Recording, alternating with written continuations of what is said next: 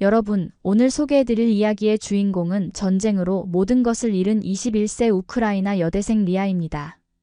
폭격 속에서 가족과 함께 독일로 피난 차가운 난민센터에서 우연히 접한 한국 드라마가 그녀의 인생을 완전히 바꿔놓게 되는데요. 한국에 가고 싶어요. 가족들도 믿지 못했던 그녀의 결심, 과연 무엇이 그녀를 이토록 용감하게 만들었을까요? 그리고 그 선택 뒤에 숨겨진 충격적인 반전은 무엇이었을까요? 리아가 처음 한국 땅을 밟았을 때 그녀는 상상조차 못했던 운명의 만남이 그녀를 기다리고 있었습니다. 봉사단원 지훈과의 만남이 단순한 도움 이상의 무언가로 발전하게 되면서 전쟁의 상처를 안고 떠나온 그녀의 삶은 예상치 못한 방향으로 흘러가기 시작합니다. 하지만 모든 것이 순탄치만은 않았습니다. 그녀를 기다리고 있던 또 다른 시련과 충격적인 소식, 그리고 그 속에서 피어난 진정한 사랑의 의미. 지금부터 전쟁의 상처를 한류의 희망으로 치유한 리아의 감동 실화를 전해드립니다. 먼저 구독, 좋아요, 알림 설정 부탁드립니다. 키이우의 하늘에 폭격 사이렌이 울려 퍼졌습니다. 대학 2학년 리아의 삶은 그날부터 산산조각 났죠.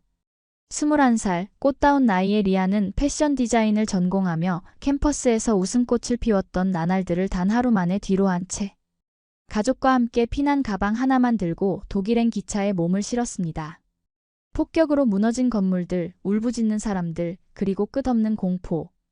키이우를 떠나는 기차 창밖으로 보이는 고향의 마지막 모습이 리아의 눈에 각인됐습니다. 모든 것이 한순간에 사라졌어. 내 꿈도, 친구들도, 대학도. 독일 베를린의 난민 쉼터. 천장이 높고 창문이 커다란 체육관을 개조한 이곳에선 수백 명의 우크라이나 난민들이 간이 침대에서 생활했죠. 리아의 하루는 긴 줄에서 기다리는 것으로 시작해 침묵 속에 잠드는 것으로 끝났습니다. 눈은 뜨고 있지만 영혼은 꺼진 듯한 나날이 이어졌고 독일어도 서툴러 현지인들과 소통하기도 어려웠죠. 어느 날 쉼터의 커뮤니티 센터에서 독일 봉사자들이 영화 상영회를 열었습니다. 그날 우연히 상영된 것은 한국 드라마였죠. 처음엔 무심코 봤지만 이상하게도 리아는 드라마 속 밝은 거리와 따뜻한 인간관계에 시선을 뗄 수 없었습니다. 전쟁으로 모든 것이 무너진 자신의 현실과 너무나 대비되는 드라마 속 세상이 그녀의 호기심을 자극했어요. 저 드라마가 어느 나라 건가요? 리아가 봉사자에게 물었습니다. 한국이라는 나라야. 요즘 전 세계적으로 인기가 많지. 너도 좋아하니? 그날 밤 리아는 오랜만에 뭔가에 관심이 생겼습니다. 쉼터의 와이파이를 이용해 그 드라마의 다음 편을 찾아보았죠. 한 편, 두 편. 어느새 리아는 드라마에 푹 빠져들었습니다. 마치 자신만의 비밀 정원을 발견한 듯 했어요. 쉼터에서 만난 독일 친구 마르타는 열렬한 한류 팬이었습니다. 마르타는 리아에게 케이팝 음악과 댄스를 소개해 주었고 함께 안무를 따라 추며 웃는 순간이 생겨났습니다. 전쟁 이후 처음으로 리아의 얼굴에 미소가 번졌죠. 이건 뭐지? 왜 이렇게 마음이 따뜻해지지? 이 나라는 왜 이렇게 활기차 보이는 걸까? 독일에서의 시간이 흘러갔습니다. 난민센터의 작은 텔레비전 앞에서 리아는 매일 밤 한국 드라마를 시청하는 습관이 생겼어요. 좁은 공간에서 여러 사람들과 부대끼며 살아야 했지만 드라마 속 한국의 풍경은 그녀에게 작은 위로가 되었습니다. 특히 도시의 밤거리, 한강변의 풍경, 그리고 사람들이 모여 즐기는 음식 문화가 그녀의 마음을 사로잡았죠. 독일 난민센터에서는 다양한 국적의 봉사자들이 활동했습니다. 그중 한 한국인 봉사단체가 난민들을 위한 문화교류 프로그램을 진행했어요. 28살의 지우는 그 봉사단의 일원으로 조용하고 차분한 성격이었지만 난민들을 대할 때는 따뜻한 미소를 잃지 않았습니다. 안녕하세요. 한국에서 왔습니다. 오늘은 한국 음식을 함께 만들어 볼 거예요. 리아는 지훈이 가르쳐준 김밥 만들기 체험에 참여했습니다. 밥을 김에 올리고 다양한 재료를 넣어 말아가는 과정이 신기했죠. 완성된 김밥을 먹으며 리아는 처음으로 한국 음식의 맛에 감탄했습니다. 와, 정말 맛있네요. 이런 맛은 처음이에요. 지훈은 웃으며 대답했습니다.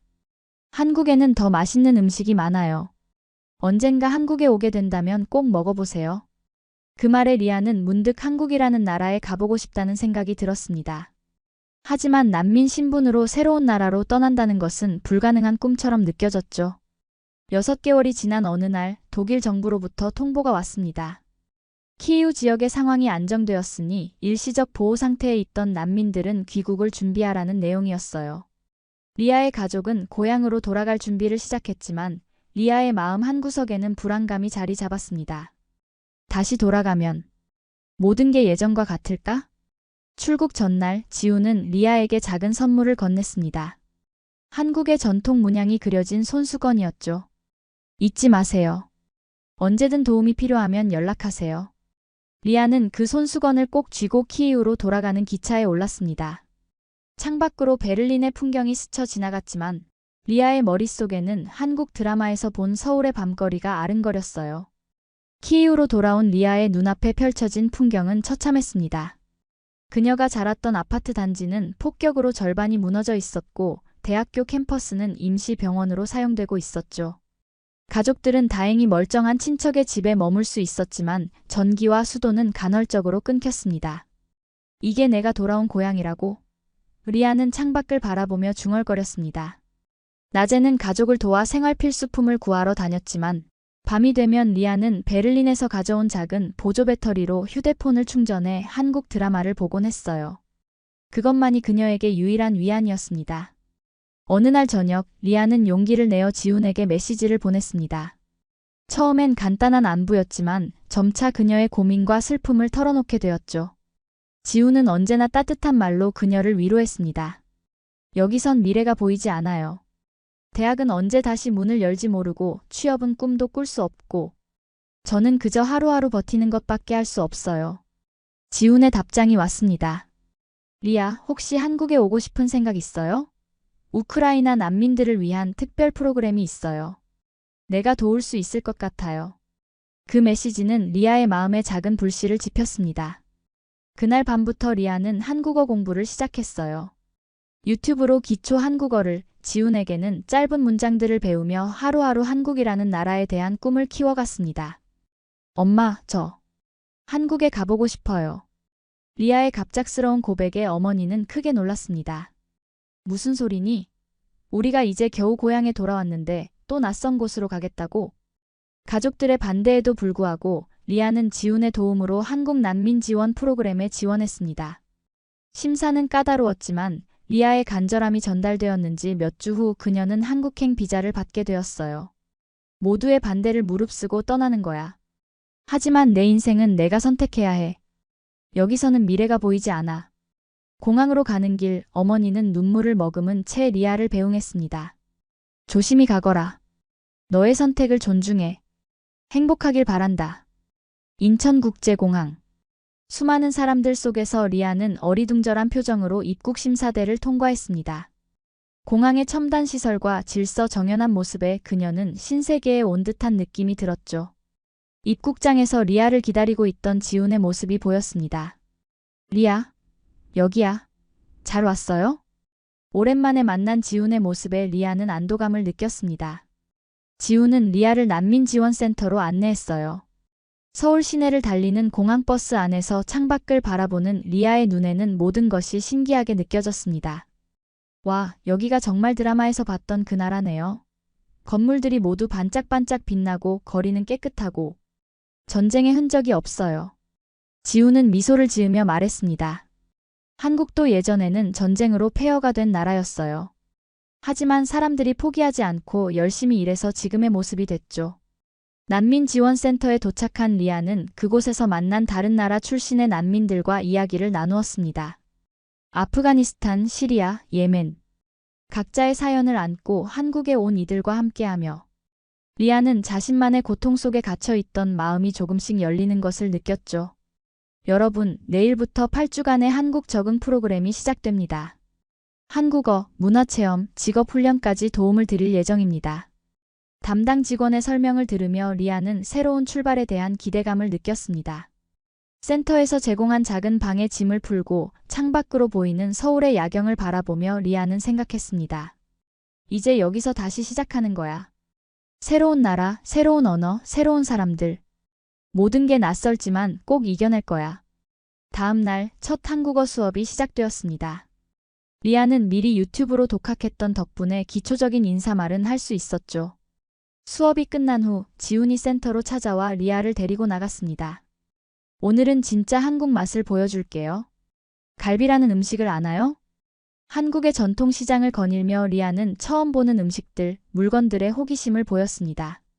시장 한편의 작은 식당에서 그들은 갈비를 주문했고 처음 맛보는 갈비의 달콤한 맛에 리아는 감탄했어요. 와, 이거 정말 맛있네요. 한국 음식은 모두 이렇게 맛있나요? 한국 생활이 한 달째 접어들었습니다. 리아는 난민지원센터의 프로그램을 성실히 따라가며 한국어 실력을 빠르게 향상시켰어요. 그녀의 패션 감각과 미적 센스를 알아본 센터의 직원이 특별한 제안을 했습니다. 리아 씨는 패션 감각이 뛰어나네요. 혹시 한국 패션에 관한 콘텐츠를 만들어 보는 건 어떨까요? 요즘 우크라이나 관련 콘텐츠에 관심이 많아요. 처음에는 망설였지만 리아는 용기를 내어 자신의 틱톡 계정에 한국 패션을 소개하는 짧은 영상을 올리기 시작했습니다. 우크라이나어와 간단한 한국어를 섞어 만든 영상이었죠. 예상치 못하게 그녀의 콘텐츠는 큰 인기를 얻기 시작했습니다. 안녕하세요. 오늘은 한국의 가을 패션을 소개할게요. 이렇게 트렌치코트에 스카프를 매면 완전 달라 보이죠? 리아의 영상은 특히 우크라이나 사람들 사이에서 큰 사랑을 받았습니다.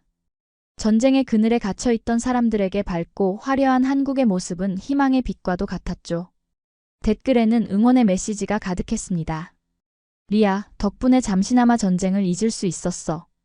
앞으로도 많은 한국 소식 알려줘. 틱톡 활동이 인기를 얻으면서 리아에게는 작은 광고 제안도 들어오기 시작했습니다. 한류에 관심 있는 우크라이나 시청자들을 겨냥한 한국 화장품 브랜드의 홍보였죠. 리아는 이 기회를 통해 처음으로 경제적 독립을 맛보았습니다. 한편 지훈은 주말마다 리아를 데리고 서울의 다양한 명소를 소개해 주었어요. 경복궁의 웅장함, 남산타워에서 바라본 서울의 전경, 한강공원에서의 평화로운 시간. 모든 것이 리아에게는 새롭고 신선했습니다. 우리나라는 지금 폐허가 됐는데 한국은 어떻게 이렇게 아름다운 도시를 만들 수 있었을까요? 지훈은 진지한 표정으로 대답했습니다. 우리도 70년 전에는 전쟁으로 모든 것을 잃었어요. 하지만 포기하지 않고 하나하나 다시 세웠죠. 리아의 나라도 반드시 그렇게 될 거예요. 그 말에 리아는 가슴 깊은 곳에서 울컥하는 감정을 느꼈습니다. 처음으로 우크라이나의 미래에 대한 희망이 생겼죠. 그날 밤 리아는 오랜만에 가족에게 영상통화를 걸었습니다. 엄마, 저 여기서 정말 잘 지내고 있어요. 한국은 정말 놀라운 나라예요. 전쟁 후에 이렇게 발전할 수 있다는 게 우리에게도 희망이 되지 않을까요? 화면 너머로 어머니의 얼굴에도 오랜만에 미소가 번졌습니다. 그래, 내가 행복해 보여서 다행이구나. 조심히 잘 지내렴. 리아의 틱톡 채널은 점점 더 많은 구독자를 모으기 시작했습니다. 한국 문화와 패션을 소개하는 그녀의 영상은 전 세계 우크라이나 디아스포라들에게 위로와 희망을 전했죠. 어느 날 한국의 한 방송국에서 연락이 왔습니다. 리아 씨, 저희가 세계인의 한국 적응기라는 프로그램을 준비 중인데 출연해 주실 수 있을까요? 처음에는 긴장했지만 리아는 용기를 내어 방송에 출연했습니다. 그녀의 이야기, 전쟁 속에서 한류를 통해 희망을 찾고 한국까지 온 여정은 많은 시청자들의 마음을 울렸어요. 방송 이후 리아의 인지도는 더욱 높아졌고 그녀는 우크라이나에서 온 한류 전도사라는 별명까지 얻게 되었습니다. 이런 성공에도 불구하고 리아의 마음 한구석에는 여전히 불안감이 자리 잡고 있었습니다. 그녀의 난민 신청은 아직 심사 중이었고 언제든 결과에 따라 한국을 떠나야 할 수도 있었죠. 지훈 씨, 만약 제가 한국에 계속 있을 수 없다면 어떡하죠? 다시 우크라이나로 돌아가야 한다면? 지훈은 리아의 손을 꼭 잡았습니다. 걱정하지 마세요. 내가 할 수 있는 모든 방법을 동원해서 도울게요. 리아는 이제 한국의 소중한 일원이에요. 그날 저녁 두 사람은 한강변을 거닐었습니다. 강 위로 펼쳐진 불빛들과 다리의 조명이 물에 반사되어 마치 별이 내려앉은 듯한 풍경이 펼쳐졌죠. 지훈은 문득 걸음을 멈추고 리아를 바라보았습니다. 리아, 사실 내가 처음 리아를 도운 건 난민이라서 도와야 한다는 마음이었어요. 하지만 지금은 그런 이유만은 아니에요. 리아는 지훈의 진지한 눈빛에 가슴이 뛰는 것을 느꼈습니다. 처음엔 그저 도움의 손길을 내밀어준 사람이었지만 어느새 지훈은 그녀에게 특별한 존재가 되어 있었죠. 저도 지훈 씨가 있어서 한국에서의 생활이 행복했어요. 혼자였다면 여기까지 오지 못했을 거예요. 그날 밤 두 사람은 처음으로 서로의 마음을 조금씩 열기 시작했습니다. 지훈이 집으로 돌아간 후 리아는 창밖으로 보이는 서울의 야경을 바라보며 생각했습니다. 내가 정말 이곳에 영원히 있을 수 있을까? 이 도시, 이 나라. 그리고 지훈과 함께. 다음 날 아침 리아는 뜻밖의 소식을 접했습니다. 우크라이나의 상황이 다시 악화되었다는 뉴스였어요. 키이우에 대한 폭격이 재개되었고 많은 시민들이 다시 피난을 떠나고 있었습니다. 가슴 졸이며 가족에게 전화를 걸었지만 연결되지 않았죠. 우크라이나의 상황이 다시 악화되면서 리아는 매일 밤 가족의 안전을 걱정하며 잠 못 이루었습니다. 연락이 닿지 않는 나날이 이어졌고 그녀의 표정에서는 점차 밝은 미소가 사라져갔죠. 지훈은 그런 리아를 위로하며 함께 가족을 찾아보겠다고 약속했습니다. 국제 적십 자사와 연락해서 부모님 소식을 알아볼게요. 걱정 마세요, 리아. 기다림의 시간은 길고 고통스러웠습니다. 그럼에도 불구하고 리아는 자신의 채널을 통해 우크라이나 상황을 전하고 도움이 필요한 사람들을 위한 모금 활동을 시작했어요. 그녀의 진심 어린 호소는 많은 한국인들의 마음을 움직였습니다. 제 고향은 지금 다시 폭격으로 무너지고 있습니다. 작은 정성이라도 모아 도움의 손길을 보내주세요. 리아의 활동은 한국 언론에도 보도되었고 모금액은 기대 이상으로 늘어났습니다. 그녀는 처음으로 자신이 두 나라를 연결하는 다리 역할을 하고 있음을 느꼈죠. 그러던 어느 날 지훈이 급하게 리아를 찾아왔습니다. 리아, 좋은 소식이에요. 부모님이 폴란드로 안전하게 대피하셨대요. 국제 적십자사 캠프에 계신다고 해요. 리아는 그 자리에서 무릎을 꿇고 울음을 터뜨렸습니다. 안도의 눈물이었죠. 지훈은 그녀의 어깨를 토닥이며 위로했습니다. 이제 안심해도 돼요. 부모님과 화상통화도 연결해 드릴게요.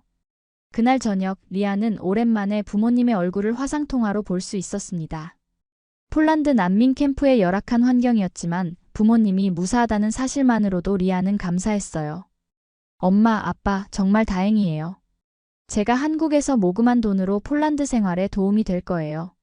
곧 더 보낼게요. 통화를 마친 후 지훈은 리아에게 또 다른 소식을 전했습니다. 그리고 리아, 당신의 난민 신청이 승인됐어요.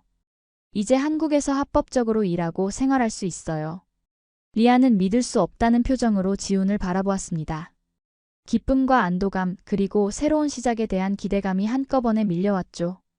정말요? 제가 정말 여기서 살 수 있는 건가요? 지훈은 미소를 지으며 고개를 끄덕였습니다.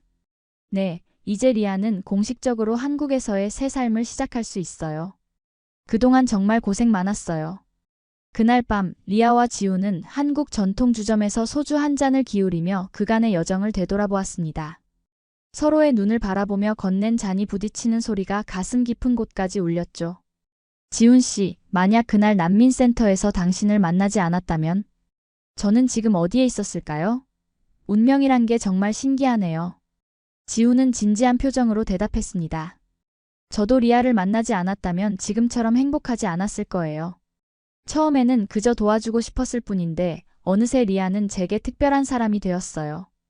두 사람 사이에 흐르는 묘한 감정의 기류.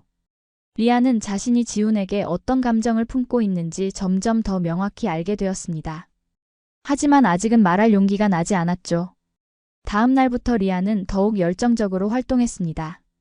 우크라이나 난민들을 위한 모금 활동은 물론 더 본격적으로 한국 문화를 소개하는 콘텐츠를 만들기 시작했어요. 한국의 한 언어 교육기관에서는 그녀에게 러시아어와 우크라이나어 강사 자리를 제안했고 그녀는 기쁘게 수락했습니다. 한국은 제게 단순한 피난처가 아니었어요. 새로운 삶을, 희망을, 그리고 꿈을 다시 꿀 수 있게 해준 곳이죠. 리아의 수업은 인기가 좋았습니다. 그녀의 생생한 경험담과 두 나라의 문화를 비교하는 강의 방식이 학생들의 호응을 얻었죠. 어느덧 리아는 한국 사회에서 자신의 자리를 찾아가고 있었습니다. 시간은 빠르게 흘러 리아가 한국에 온 지 1년이 되었습니다. 그녀는 이제 한국어로 일상적인 대화가 가능할 정도로 언어 실력이 향상되었고 한 언어 학원에서 정식 강사로 자리 잡았죠. 그녀의 SNS 팔로워는 수십만 명에 달했고 우크라이나와 한국을 잇는 문화대사로서의 역할도 톡톡히 해내고 있었습니다. 그러던 어느 날 지훈이 리아에게 특별한 제안을 했습니다. 내일 휴가를 내고 같이 제주도에 갈래요? 우리나라에서 가장 아름다운 섬이에요. 리아는 기쁘게 수락했고 두 사람은 함께 비행기에 올랐습니다. 제주도의 푸른 바다와 오름의 풍경은 리아에게 또 다른 한국의 모습을 보여주었죠. 검은 현무암 해변을 거닐며 리아는 문득 우크라이나의 흑해 해변을 떠올렸습니다. 고향의 바다도 이렇게 아름다웠는데 언젠가 다시 평화가 찾아오면 보여드리고 싶어요. 저녁 바닷가 펜션에서 두 사람은 제주도의 향토 음식인 갈치조림을 함께 나누었습니다. 촛불이 켜진 테이블 앞에서 지훈은 주머니에서 작은 상자를 꺼냈습니다. 리아, 당신을 만난 건 제 인생 최고의 행운이었어요. 처음엔 그저 도움이 필요한 난민으로 만났지만 지금은 그 어떤 사람보다 소중한 존재가 되었어요. 우리 함께 미래를 만들어 갈래요? 그 상자 안에는 작은 반지가 있었습니다. 리아는 눈물을 참을 수 없었습니다. 인생의 가장 어두운 시기에 만난 한 사람이 이제는 그녀의 미래가 되려고 합니다. 지훈 씨, 제가 처음 한국에 왔을 때는 그저 전쟁을 피해 안전한 곳을 찾아온 것뿐이었어요. 하지만 이제는 달라요. 전쟁이 아니었다면 당신을 만나지 못했을 거예요. 이상하게도 그 끔찍한 비극이 저에게 가장 소중한 사람을 만나게 해줬어요. 리아는 지훈의 청혼에 눈물 어린 미소로 답했습니다. 네, 함께하고 싶어요. 당신과 함께라면 어떤 미래도 두렵지 않아요. 다음 날 아침 두 사람은 제주도의 오름에 올랐습니다. 넓게 펼쳐진 섬의 전경을 바라보며 리아는 깊은 감사함을 느꼈습니다. 한국은 그녀에게 단순한 피난처가 아니었습니다. 새로운 삶과 사랑과 희망을 준 곳이었죠. 그때 리아의 휴대폰이 울렸습니다. 폴란드에 계신 부모님이었어요. 리아, 내게 말해줄 좋은 소식이 있단다. 우리가 한국으로 갈 수 있게 되었어. 가족 비자가 승인됐다는구나. 예상치 못한 소식에 리아는 그 자리에 주저앉아 울음을 터뜨렸습니다. 지훈은 그녀의 어깨를 감싸 안았죠. 엄마, 정말요? 정말 여기 오실 수 있다고요? 이걸 어떻게 감사해야 할지 모르겠어요. 통화를 마친 리아는 지훈을 바라보았습니다. 지훈 씨가 신청해 준 거죠? 어떻게 감사해야 할지. 지훈은 쑥스러운 듯 웃으며 대답했습니다. 우리가 가족이 될 텐데 당연한 일이죠. 리아의 부모님도 이제 우리 부모님이니까요. 제주도의 푸른 하늘 아래 두 사람은 손을 꼭 잡았습니다. 리아의 마음속에 전쟁의 상처는 여전히 남아 있었지만 이제 그 자리에는 새로운 희망과 사랑이 자라나고 있었습니다. 일주일 후 인천국제공항. 리아는 떨리는 마음으로 입국장 게이트를 바라보았습니다. 그리고 마침내 오랜 기다림 끝에 부모님의 모습이 보였습니다. 세 사람은 공항 한가운데서 뜨거운 눈물을 흘리며 서로를 껴안았죠. 엄마, 아빠, 이게 지훈 씨예요. 제가 말씀드렸던. 리아의 어머니는 지훈의 손을 꼭 잡으며 말했습니다. 고마워요. 우리 딸을 구해주셔서. 당신은 우리 가족의 영웅이에요. 그날 저녁 한강이 내려다 보이는 식당에서 네 사람은 불고기를 나누며 새로운 시작을 축하했습니다. 창밖으로 서울의 화려한 야경이 펼쳐졌고 강물 위로 반사된 빛은 마치 별들이 내려앉은 듯했죠. 전쟁이 제게서 많은 것을 앗아갔지만 리아가 말했습니다. 그 덕분에 저는 이 아름다운 나라와 소중한 인연을 만났어요. 한국은 제게 단순한 나라가 아니에요. 모든 걸 빼앗긴 제게 새로운 인생을, 새로운 꿈을, 그리고 사랑을 주었거든요. 이 나라가 저를 다시 숨쉬게 했습니다. 강변에 서서 가족과 함께 찍은 사진은 리아의 SNS에 올라갔고 수많은 사람들에게 감동과 희망을 전했습니다. 전쟁의 아픔 속에서도 새로운 시작이 가능하다는 메시지와 함께 한국에서 찾은 나의 두 번째 인생. 그리고 내 곁에 소중한 사람들. 이제 저는 진정한 평화가 무엇인지 알게 되었습니다. 미국에서 특정 제품이 사라지고 있습니다. 뉴욕, 로스앤젤레스, 시카고. 전역에서 벌어지는 이상한 현상.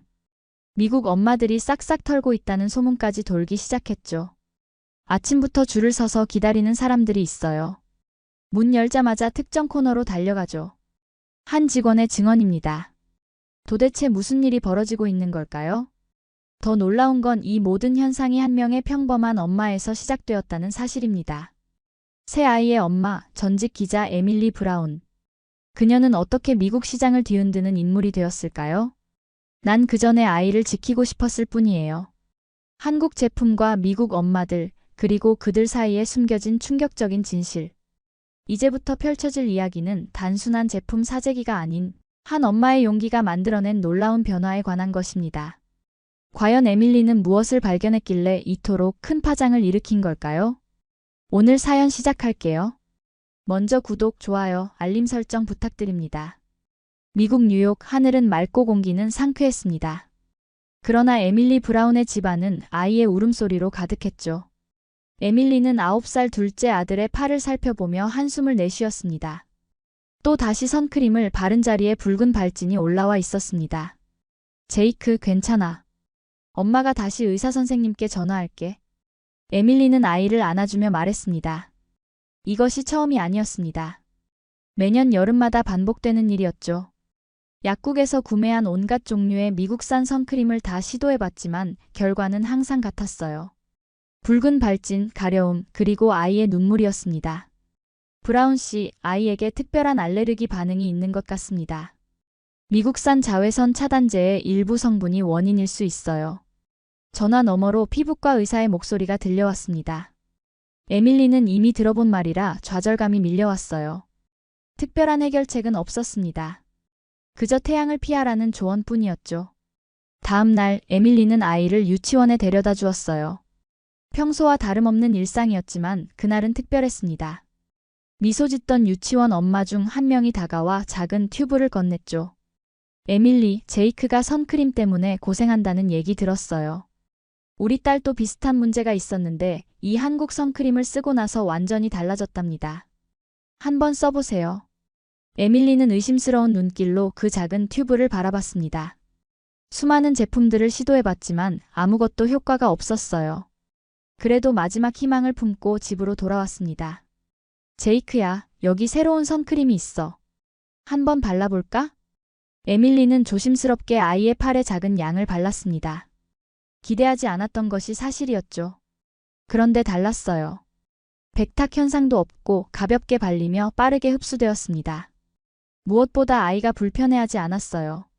다음 날 아침 에밀리는 제이크의 피부를 확인했습니다. 놀랍게도 붉은 반점이 없었어요. 그리고 그날 제이크는 처음으로 웃으며 뜰로 나가 햇빛 아래에서 놀기 시작했습니다. 엄마, 오늘은 안 아파요. 아이의 웃음소리에 에밀리의 눈시울이 붉어졌습니다. 전직 기자였던 에밀리의 호기심이 발동했죠.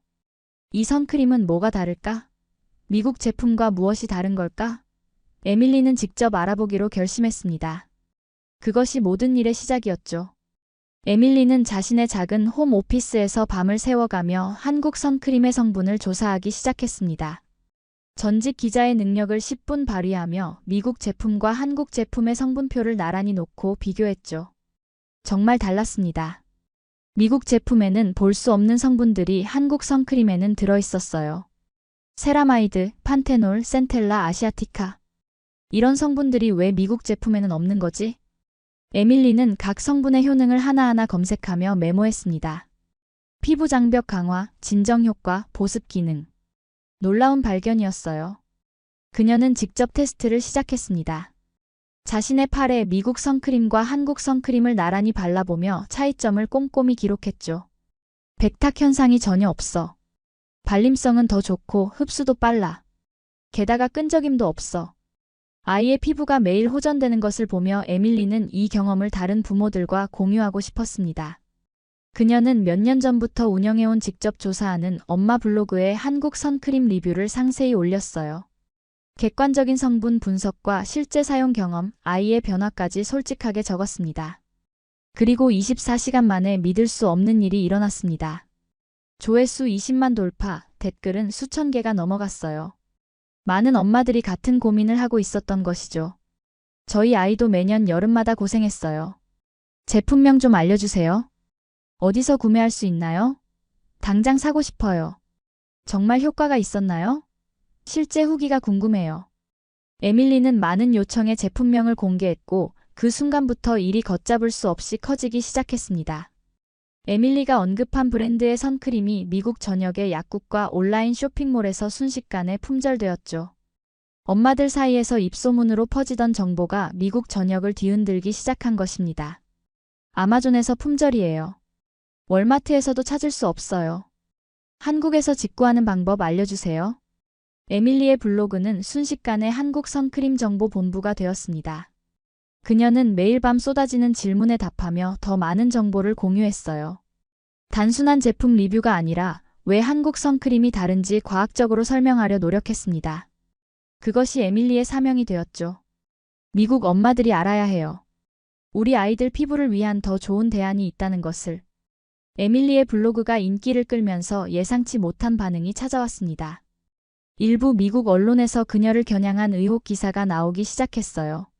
사재기 선동자 등장, 한 엄마의 블로그가 미국 시장을 교란. 한국 화장품 회사의 로비 의혹, 숨겨진 마케팅인가? 처음 보는 악성 기사에 에밀리는 당황했습니다. 그저 자신의 경험을 나누고 싶었을 뿐인데 어느새 음모론의 중심에 서 있었죠. 특히 한국에서 돈을 받았다는 의혹은 그녀를 심하게 상처 입혔습니다. 나는 그저 내 아이 피부를 위해 시작한 일이었어. 에밀리는 블로그에 자신의 진심을 담은 영상을 올렸습니다. 아이의 아토피로 고생했던 날들, 수많은 약국 제품을 시도했던 과정, 그리고 마침내 한국 선크림으로 해결책을 찾았던 순간까지 눈물을 참으며 촬영한 영상이었죠. 저는 단 한 푼도 받은 적 없습니다.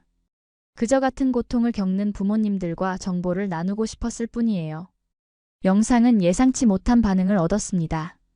수천 명의 부모들이 댓글로 지지를 표했고 자신들의 경험을 나누기 시작했어요. 우리 딸도 한국 선크림 덕분에 처음으로 여름 캠프에 갈 수 있었어요. 에밀리 덕분에 3년간의 고통이 끝났어요. 정말 고마워요. 진실을 말해줘서 감사합니다. 우리는 당신을 믿어요. 이런 지지가 이어지면서 미국 엄마들 사이에서 한국 선크림 연대라는 비공식 커뮤니티가 형성되기 시작했습니다. 에밀리의 블로그는 그 중심이 되었죠.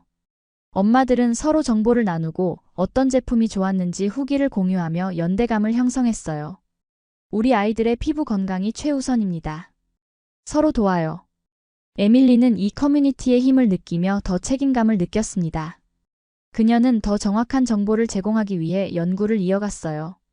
그리고 그 과정에서 한국 선크림과 미국 선크림의 차이점을 더 깊이 이해하기 시작했습니다. 우리가 더 큰 변화를 만들어낼 수 있을지도 몰라요. 우리 아이들을 위해서. 언론의 공격에도 불구하고 에밀리는 더 강해졌습니다. 그녀는 이제 한 명의 엄마가 아니라 수많은 미국 부모들의 목소리를 대변하는 사람이 되었습니다. 그리고 그것은 그녀에게 더 큰 용기를 주었죠. 에밀리는 더 깊은 진실을 찾기 위해 FDA의 선크림 규제 정책을 조사하기 시작했습니다. 전직 기자의 끈기와 집요함이 빛을 발하는 순간이었죠. 그녀는 수많은 자료를 뒤지며 충격적인 사실을 발견했습니다. 이게 말이 돼? 미국에서는 1999년 이후로 선크림 주요 성분이 새롭게 승인된 것이 없잖아. 에밀리는 믿을 수 없다는 듯 컴퓨터 화면을 들여다봤습니다. 미국 FDA가 25년 넘게 새로운 자외선 차단 성분을 승인하지 않았다는 사실이 그녀를 놀라게 했어요. 반면 한국은 매년 새로운 기능성 성분을 연구하고 승인하며 세계적인 뷰티 기준을 선도하고 있었습니다. 미국 엄마들은 왜 이런 사실을 모르고 있을까? 그녀는 발견한 내용을 정리해 유튜브 영상으로 제작했습니다. 미국과 한국의 선크림 규제 차이, 성분 승인 과정의 차이, 그리고 왜 한국 제품이 아이들 피부에 더 적합한지를 자세히 설명했죠. 그녀의 설명은 전문적이면서도 부모들이 이해하기 쉽게 풀어냈습니다.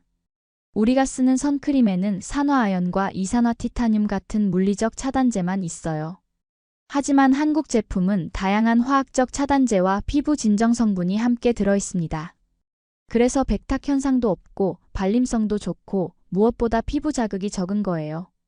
그녀의 영상은 공개 24시간 만에 조회수 200만을 넘겼습니다. 많은 부모들이 충격과 분노를 표현했어요.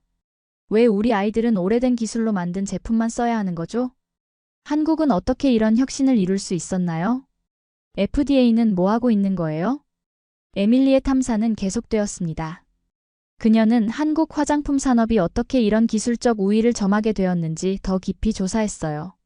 한국 정부의 화장품 산업 지원 정책, 연구 개발에 대한 투자, 그리고 엄격한 품질 관리 시스템에 대해 알게 되었습니다.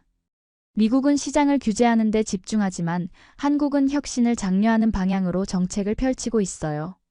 더 놀라운 점은 한국 선크림이 단순히 피부 보호 기능을 넘어 피부 건강까지 고려하여 만들어진다는 사실이었습니다. 미국 제품이 자외선 차단 지수만 높이는 데 집중했다면 한국 제품은 차단 기능과 함께 보습, 진정, 항산화 기능까지 갖추고 있었어요. 에밀리는 이런 정보를 바탕으로 더 많은 영상을 제작했습니다. 그녀의 채널은 빠르게 성장했고 미국 부모들에게 새로운 시각을 제공했어요. 미국의 낙후된 규제와 한국의 기술적 선진화가 명확하게 대비되며 많은 이들의 눈을 뜨게 했습니다. 에밀리의 채널이 인기를 얻자 예상치 못한 연락이 왔습니다. 익명을 요구한 미국 피부과 의사였죠. 브라운 씨, 당신의 영상을 봤습니다. 제가 말씀드리고 싶은 내용이 있어요. 하지만 카메라 앞에 서는 건 어렵고 음성만 녹음해도 될까요? 에밀리는 긴장했지만 호기심을 참을 수 없었습니다. 그녀는 의사의 제안에 동의했고 비공개 인터뷰를 진행했습니다. 사실 요즘 우리 병원에서도 한국 선크림을 몰래 추천하고 있어요. 의사의 말에 에밀리는 놀라움을 감추지 못했습니다. 그는 계속해서 충격적인 고백을 이어갔죠. 미국산 제품으로는 민감한 피부를 가진 아이들을 제대로 보호할 수 없어요. 특히 아토피가 있는 아이들에게는 더욱 그렇죠. 우리 병원의 여러 의사들이 한국 제품을 비공식적으로 추천합니다. 공식적으로는 말할 수 없지만 한국 선크림이 유일한 대안인 경우가 많아요. 에밀리는 이 인터뷰를 비공개로 녹화했습니다. 의사의 신원을 보호하면서도 진실을 전하고 싶었어요. 목소리를 변조하고 얼굴을 모자이크 처리한 영상을 제작하기로 결정했습니다. 미국 피부과 의사가 밝히는 한국 선크림의 진실이라는 제목의 영상이 공개되자 엄청난 반향이 일었습니다. 미국 의료진까지도 비공식적으로 한국 제품을 추천한다는 사실이 많은 사람들에게 충격을 주었어요. 그러나 더 큰 충격은 그 뒤에 찾아왔습니다. 에밀리의 영상을 본 다른 피부과 의사들이 익명으로 연락해 왔어요. 그들도 비슷한 경험을 공유하기 시작했습니다. 우리도 그렇게 하고 있어요.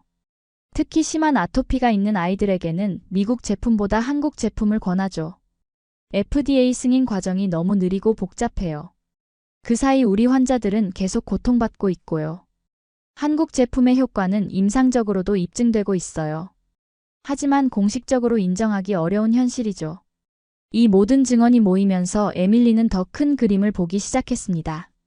이것은 단순한 선크림 품질 문제가 아니었어요. 미국의 규제 시스템과 의약품 승인 과정의 문제였습니다. 그리고 그 피해는 고스란히 아이들에게 돌아가고 있었죠. 에밀리는 이 문제를 더 공론화하기로 결심했습니다.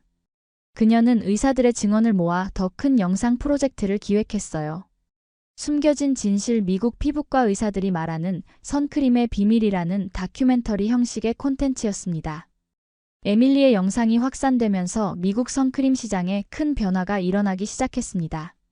대형 유통업체들이 한국 선크림을 긴급히 수입하기 시작했고 온라인 쇼핑몰에서는 품절 대란이 계속되었습니다. 특히 에밀리가 언급한 브랜드들은 구하기가 하늘의 별 따기였죠. 오늘 아침 3시에 알람 맞춰서 주문했어요. 30초 만에 품절됐다니까요. 제가 사는 지역 타겟 매장에는 50명이 넘는 엄마들이 개장 전부터 줄을 섰대요. 지금 한국 선크림은 프리미엄이 붙어서 정가의 3배에 거래되고 있어요. 에밀리는 이런 상황을 지켜보며 놀라움을 금치 못했습니다. 그녀의 작은 블로그가 이렇게 큰 변화를 만들어낼 줄은 상상도 못했죠. 그러나 한편으로는 걱정도 되었어요. 과도한 사재기와 프리미엄 거래는 그녀가 원하던 방향이 아니었습니다. 그러던 어느 날 한 대형 유통업체의 담당자가 에밀리에게 직접 연락을 해왔습니다. 브라운 씨, 귀하의 영상을 보고 연락드립니다. 저희도 한국 선크림의 가치를 인정하고 미국 소비자들에게 적절한 가격에 제공하고 싶습니다. 도움을 주실 수 있을까요? 에밀리는 잠시 고민했지만 이것이 더 많은 부모들에게 도움이 될 수 있다고 판단했습니다. 그녀는 자신이 알고 있는 한국 브랜드들에 대한 정보를 공유하고 품질이 검증된 제품들을 추천했어요. 덕분에 몇몇 유통업체는 한국 선크림 특별 섹션을 만들어 다양한 제품을 입점시켰습니다. 그중 한 브랜드는 일시 품절 프리오더 3달치 예약 판매라는 전례 없는 기록을 세웠죠. 브라운 씨, 이런 반응은 저희도 처음입니다. 코스메틱 역사상 최고의 론칭이에요. 에밀리는 이런 성공이 단순히 마케팅이나 일시적인 유행이 아니라 진짜 효과에서 비롯된 것임을 강조했습니다. 그녀는 유통업체들에게 부모들의 실제 후기와 사용 경험을 중요시할 것을 권했어요. 그동안 미국 각지에서는 선크림 사수 작전이라 불리는 재미있는 현상이 일어났습니다. 엄마들은 새벽에 알람을 맞춰 온라인 주문을 하거나 매장 개장 시간에 맞춰 줄을 서는 등 다양한 방법으로 한국 선크림을 구하려 했죠. 우리 지역 맘카페에서는 함께 공동구매를 조직했어요. 한국에서 직접 가져오는 더 효율적인 방법이죠. 이젠 선크림 구매 노하우까지 공유하는 시대가 왔네요. 제 인생에서 이렇게까지 열정적으로 화장품을 사려고 한 적은 없었어요. 에밀리는 이런 현상을 바라보며 미소 지었습니다. 처음엔 단순히 아이의 피부 문제를 해결하고 싶었을 뿐이었는데 이제는 미국 전역의 소비 패턴을 바꾸는 데 일조하고 있었죠. 그러나 에밀리의 목표는 단순한 인기나 유행이 아니었습니다. 그녀는 이 기회를 통해 더 큰 변화를 만들고 싶었어요. 에밀리의 집으로 예상치 못한 손님이 찾아왔습니다. 뉴욕까지 직접 날아온 한국 중소기업 대표였죠. 그는 정중하게 명함을 건네며 말했습니다. 브라운 씨, 저는 서울네이처라는 회사의 대표 김민수입니다. 당신의 영상을 보고 직접 만나 뵙고 싶어 이렇게 찾아왔습니다. 에밀리는 놀라움을 감추지 못했습니다. 그녀가 리뷰했던 여러 제품 중 하나가 바로 서울네이처의 선크림이었죠. 김민수 대표는 진지한 표정으로 말을 이었습니다. 당신 덕분에 저희 회사는 미국에서 큰 관심을 받게 되었습니다. 하지만 저희 같은 중소기업은 갑작스러운 주문 폭주를 감당하기 어렵습니다. 이런 기회를 놓치고 싶지 않아요. 도와주실 수 있을까요? 대표의 솔직한 말에 에밀리는 감동했습니다. 그녀는 지금까지 대기업 제품만 리뷰한 것이 아니었습니다. 효과가 좋다고 판단되는 중소기업 제품도 소개했었죠. 하지만 그들이 이런 어려움을 겪고 있다는 사실은 미처 생각지 못했어요. 어떻게 도울 수 있을까요? 에밀리의 질문에 김 대표는 한국 중소기업들의 연합체를 만들어 공정한 유통체계를 구축하자는 제안을 했습니다. 단순히 제품을 판매하는 것을 넘어서 한국 선크림의 가치와 철학을 함께 전달하고 싶다는 뜻이었죠. K-뷰티는 단순한 트렌드가 아닙니다. 아름다움을 넘어 건강한 피부를 만드는 철학이자 과학입니다. 이 가치를 미국 소비자들에게 제대로 전달하고 싶습니다. 에밀리는 김 대표의 진심에 공감했습니다. 사실 그녀도 한국 선크림의 열풍이 단순한 유행으로 끝나는 것이 아니라 미국 화장품 시장에 긍정적인 변화를 가져오길 바랐어요. 좋은 생각이네요. 저도 도울 수 있는 방법을 찾고 있었답니다. 그렇게 에밀리와 김 대표는 K-선크림 공정거래 연합을 설립하기로 결정했습니다. 이 연합체는 품질이 검증된 한국 중소기업들이 모여 미국 시장에 안정적으로 제품을 공급하고 소비자들에게 정확한 정보를 제공하는 것을 목표로 했죠. 우리는 단순히 제품을 팔지 않아요. 피부 건강에 대한 새로운 시각을 제시하는 겁니다. 에밀리의 제안으로 연합체는 선크림의 올바른 사용법과 피부 보호의 중요성에 대한 교육 자료도 함께 제공하기로 했습니다. 아이들을 위한 피부 보호 워크숍도 기획했죠. 단순한 상업적 활동을 넘어 사회적 가치를 창출하는 방향으로 진화했습니다. 놀랍게도 이 소식은 다른 한국 중소기업들에게도 빠르게 퍼졌습니다. 일주일 만에 15개 회사가 연합에 참여 의사를 밝혔어요. 그들 모두 자신들의 기술력은 자신했지만 미국 시장 진출에 어려움을 겪고 있었죠. 브라운 씨, 당신은 우리에게 기회의 문을 열어주셨어요. 한 중소기업 대표의 말에 에밀리는 뭉클했습니다. 그녀가 시작한 작은 블로그가 이제는 두 나라 사이의 가교 역할을 하고 있었죠. 사재기 열풍과 과열된 소비는 점차 책임감 있는 소비자 운동으로 변화하기 시작했습니다. 에밀리는 연합체의 공식 대변인으로서 더 많은 영상을 제작했습니다. 이번에는 단순히 제품 리뷰가 아니라 한국 화장품 산업의 성장 과정과 그들이 가진 철학, 그리고 피부과학에 대한 내용이었죠. 이것은 단순한 화장품이 아닙니다. 수십 년간 축적된 한국의 피부과학과 기술력의 결정체입니다. 그리고 그 혜택을 이제 우리 아이들도 누릴 수 있게 되었어요. 무명의 엄마였던 에밀리는 이제 한마이너스미 화장품 유통 질서를 바꾸는 중요한 인물이 되었습니다. 그녀의 목소리는 더욱 힘을 얻었고 그 영향력은 계속해서 확장되었습니다.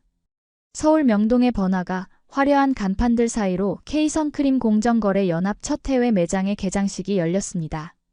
테이프 커팅을 위해 초대된 에밀리는 믿을 수 없는 현실에 감격했습니다. 불과 몇 개월 전 그녀는 그저 아이의 피부 문제로 고민하는 평범한 엄마였을 뿐이었죠. 여러분의 따뜻한 환영에 진심으로 감사드립니다. 에밀리는 떨리는 목소리로 인사를 건넸습니다. 한국 브랜드들의 본사 초청으로 이루어진 서울 방문은 그녀에게 큰 의미였어요. 단순한 홍보 행사가 아니라 양국 소비자들의 연결고리를 만드는 중요한 자리였습니다. 매장에서는 특별한 이벤트가 준비되어 있었습니다. 에밀리가 직접 한국 소비자들과 인터뷰를 진행하는 시간이었죠. 그녀는 궁금했습니다. 한국 사람들은 이런 제품들을 어떻게 생각하고 있을까? 그들의 피부관리 비법은 무엇일까? 한국에서는 어릴 때부터 자외선 차단의 중요성을 배워요. 단순히 검게 타는 것을 방지하는 게 아니라 피부 건강의 기본이라고 생각하죠. 70대 할머니의 말씀에 에밀리는 깊이 공감했습니다. 미국에서는 선크림을 주로 해변이나 야외 활동 때만 바르는 경우가 많았지만 한국에서는 일상적인 피부 관리의 필수 요소로 여겨진다는 것을 알게 되었어요. 저희는 선크림을 고를 때 자외선 차단 지수만큼이나 피부에 어떤 느낌을 주는지도 중요하게 생각해요. 불편하면 매일 바르기 어려우니까요. 젊은 여성의 설명은 에밀리에게 큰 깨달음을 주었습니다. 효과와 사용감의 균형, 그것이 한국 선크림의 성공 비결이었어요. 미국 제품들이 놓치고 있던 부분이었죠. 인터뷰를 마친 후 에밀리는 한국의 화장품 연구소를 방문할 기회를 얻었습니다. 그곳에서 그녀는 선크림 개발 과정을 직접 볼 수 있었어요. 과학자들의 열정과 끊임없는 연구, 수십 번의 테스트를 거치는 과정이 놀라웠습니다. 저희는 제품 하나를 출시하기 위해 3년 이상 연구합니다. 피부에 닿는 제품이니까 조금의 타협도 할 수 없어요. 연구소 책임자의 말에 에밀리는 깊은 존경심을 느꼈습니다. 이런 헌신이 있었기에 우수한 제품이 탄생할 수 있었던 것이죠. 그녀는 이 모든 과정을 카메라에 담아 미국 소비자들에게 전달하기로 결심했습니다. 서울 방문의 마지막 날 에밀리는 큰 결심을 하게 되었습니다. 그녀는 K선크림 공정거래 연합을 통해 전 세계 엄마들을 위한 자외선 차단 캠페인을 런칭하기로 했어요. 단순히 제품을 소개하는 것을 넘어 피부 건강의 중요성과 올바른 선크림 사용법을 알리는 교육 프로그램이었습니다. 피부는 우리 아이들이 평생 간직할 유일한 옷입니다. 그 소중한 옷을 보호하는 방법을 함께 배워가요. 에밀리의 제안에 한국 기업들은 적극적인 지지를 보냈습니다. 이 캠페인은 미국을 시작으로 전 세계로 확산될 예정이었죠. 처음으로 유럽과 호주까지 참여 의사를 밝혔습니다. 귀국 비행기에 오른 에밀리는 창밖의 구름을 바라보며 지난 몇 개월을 되돌아봤습니다. 아이의 발진으로 시작된 여정이 이제는 국제적인 움직임이 되었습니다. 그녀의 눈에 눈물이 맺혔어요. 나는 그저 우리 아이를 지키고 싶었을 뿐이었습니다. 그런데 그 진심이 세상을 바꿨네요. 에밀리는 작은 메모장을 꺼내 마지막 영상을 위한 나레이션을 적기 시작했습니다. 이것은 단순한 선크림 이야기가 아니었습니다. 한 엄마의 사랑이 만들어낸 변화, 국경을 넘어선 연대, 그리고 더 나은 미래를 향한 희망의 이야기였습니다. K-뷰티는 단순한 화장품이 아닙니다.